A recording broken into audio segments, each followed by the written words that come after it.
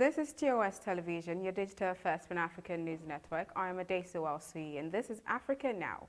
We begin with Kenya, where the Kenyan government has ordered the closure of 2 camps hosting hundreds of thousands of refugees from neighboring Somalia. The Kenyan Ministry of Interior also noted that it has given the United Nations Refugee Agency, that's the UNHCR, 2 weeks to present a plan to do so.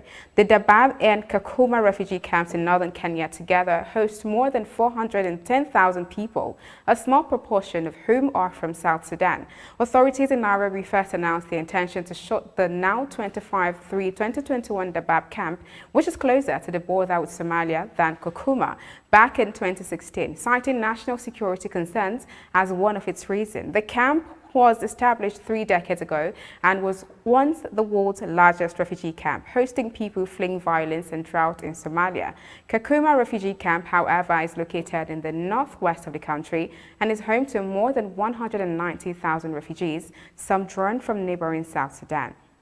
And still in Kenya, residents have gradually begun showing up to get the AstraZeneca jabs following the European Union Medicine Agency's confirmation of the safety and efficacy of the vaccine. Their reluctance came as a result of a blood clot scare in Europe, leading to the suspension of the use of AstraZeneca jab. Despite the confirmation, however, some are still skeptical about being vaccinated. According to them, taking the vaccine is not an option since it was also rejected by even the whites. Some also say that they would be taking the vaccine as they do not know the composition of the jabs and hear that those who eventually do so get other diseases like heart conditions and so on. Reports, however, show that due to the low turnout of those meant to receive the jabs, many people not eligible are getting vaccinated. We go up north now, where Mauritania received about 50,000 doses of China's Sinopharm vaccine as a remedy to the coronavirus disease. The Northwest African country took receipt of the vaccines on Wednesday, the 24th. The country is the largest African country to receive a vaccine donation after Congo, Brazzaville, Gabon, and Niger Republic. The Mauritanian government is yet to give any indication of when the vaccine rollout will start. The country's Minister for Health, however, has indicated that priority will be given to health workers and the elderly. China is one of Mauritania's very first trading partners and is showing a growing interest in investing in a country that has a strategic location with significant mineral and fish resources and energy potential. And in East Africa, the Ethiopian Human Rights Commission says Eritrean soldiers killed more than 100 civilians in the city of Aksum in Tigray in November 2020. The commission says its investigation between 2017 February and 5th March followed reports of a massacre in the ancient city, considered sacred by Ethiopia's Orthodox Christians. Eyewitness accounts state how bodies remained unburied on the streets for days, with many being eaten by hyenas. The state-linked commission said victims included residents of Aksum and pilgrims who went to mark the annual religious Aksum Sion celebration. The Eritrean and Ethiopian troops were also accused of looting and destroying properties, including religious institutions and health facilities. The commission, which tweeted a link to its report, also called for those who committed rights violations to be apprehended.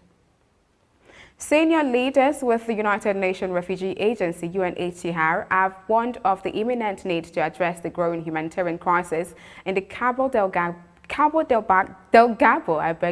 province in northern Mozambique, following an ongoing insurgency which has uprooted hundreds of thousands of people. The insurgency began in 2017 and so far, more than 2,000 people have reportedly been killed as a result. Investigation is, however, yet to be identified who the insurgents are, how they are supported, or what they want. This is your digital first Pan-African news network, TOS Television. You're watching Africa Now. More stories from the continent after the break.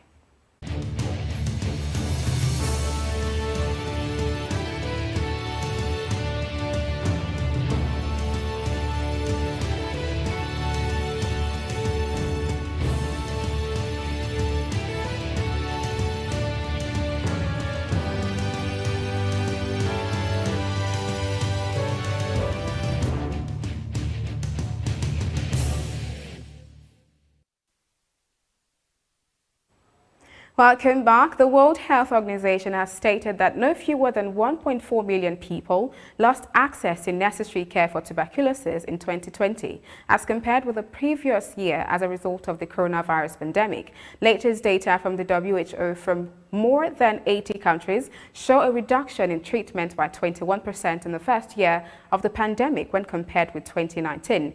Tuberculosis remains one of the world's deadliest infectious killers, and each day nearly 4,000 people die from tuberculosis and close to 28,000 people fall ill with this preventable and curable disease.